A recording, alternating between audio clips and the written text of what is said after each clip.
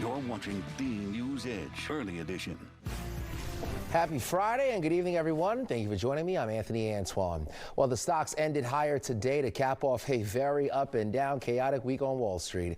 The Dow was up just over 600 points. The S&P gained 95 and the Nasdaq was up 337 points. But believe it or not, the Dow and the S&P had their best week since 2023. In the meantime, the trade battle between the U.S. and China continues as both countries impose higher tariffs. The back and forth, well, that's creating more concern about the U.S. economy. Fox News correspondent Connor Hansen has more. After President Trump raised tariffs on China to 145%, China responded with its own 125% tariff on the U.S. China insists it will continue to fight, calling Washington's escalation a joke.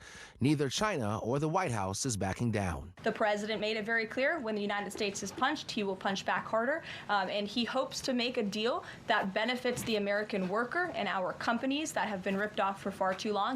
The changing tariffs have sent markets up and down throughout the week.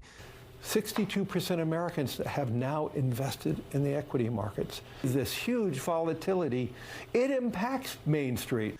The leader of one of the world's largest hedge funds says an economic downturn is still possible. But I do believe in the short run that we are going to have rising inflation and we have a potential of having a short-term recession.